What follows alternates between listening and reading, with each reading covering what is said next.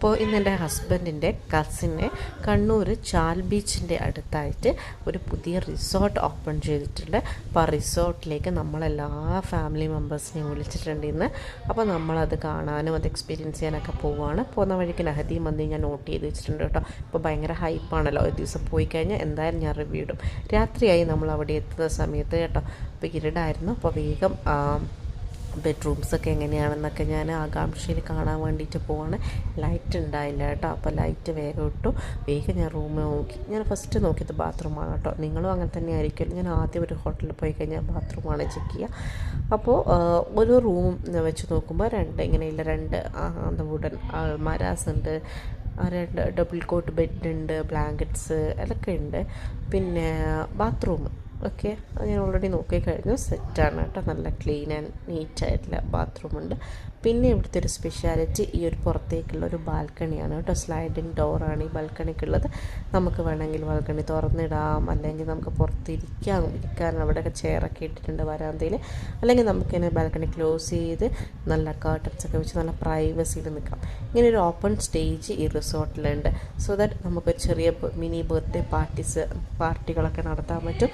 പിന്നെ ഈ കസിൻ ആൾ വന്നിട്ട് യോഗ ട്രെയിനറാണ്. അപ്പോൾ ഓപ്പൺ സ്റ്റേജിൽ യോഗ ഒക്കെ ക്ലാസ് കൊടുക്കാനും ട്രെയിനിങ് കൊടുക്കാനൊക്കെ പറ്റുന്നതുകൊണ്ടായിരിക്കണം അത് വെച്ചിട്ടുള്ളത്. അപ്പോൾ ഇത് രാവിലത്തെ വ്യൂ ഞാനൊന്ന് കാണിച്ചു എന്നേ ഉള്ളൂ കേട്ടോ. അപ്പോൾ ഒരു ഇടനാഴിയുണ്ട് നടുവിൽ. ഈ ഇടനാഴിൻ്റെ മേലത്തെ നിലയിൽ ഒരു ഇടനാഴി, അത് 2 സൈഡിലായിട്ട് 4 ബെഡ്റൂം ഉണ്ട് കേട്ടോ. ഫാമിലി ബെഡ്റൂംസ് വിത്ത് AC ആണ് കേട്ടോ. അപ്പോൾ എല്ലാത്തിലും ഇങ്ങനെ സെയിം കൺസ്ട്രക്ഷനാണ്, വരാന്ത ഒക്കെ ഉണ്ട് കേട്ടോ. അപ്പോൾ അങ്ങനെ ഇനി താഴെ ഇതുപോലെ തന്നെ 4 ബെഡ്റൂം സിംഗിൾ ബെഡുള്ള റൂംസ് ഉണ്ട് കേട്ടോ. ആ സിംഗിൾ ബെഡ്റൂംസിൽ ഒരു ഹോള്, കിച്ചൺ സൗകര്യമൊക്കെ നമുക്കുണ്ട്. വേണമെങ്കിൽ ഭക്ഷണമൊക്കെ ഉണ്ടാക്കാം. അപ്പോൾ ഇതാണ് ടോട്ടൽ ഒരു വ്യൂ.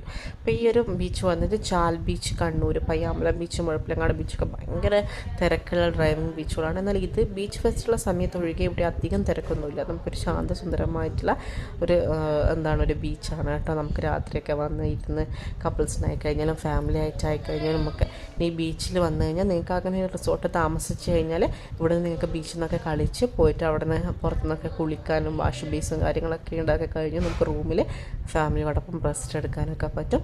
നമ്മളന്ന് രാത്രി ഇങ്ങനെ ഫുഡൊക്കെ വെക്കുന്നതാണ്. ഇങ്ങനെ അവർ എത്തിച്ചു വന്ന് വേണമെങ്കിൽ അവിടെ ഉണ്ടാക്കാനുള്ള സൗകര്യവും ഉണ്ട് കേട്ടോ. അപ്പോൾ എല്ലാവരും ഇങ്ങനെ ഒരുമിച്ചിരുന്ന് ഒക്കെ നല്ലൊരു വൈബാണ്. ഈ റിസോർട്ടിന് പുറത്തേക്കൊക്കെ നോക്കിക്കഴിഞ്ഞാൽ കേരളത്തിൻ്റെ ഒരു തനതായ ഒരു കാഴ്ചയുണ്ടല്ലോ. പാടം, പച്ചപ്പ്, ഹരിതാഭ, തെങ്ങിൻ്റെ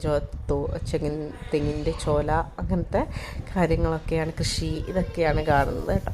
അപ്പോൾ നല്ല രസമല്ലേ ഇങ്ങനെ ഫാമിലി ആയിട്ട്. അപ്പോൾ നമ്മൾ നന്നായിട്ട് എൻജോയ് ചെയ്തു കേട്ടോ. അപ്പോൾ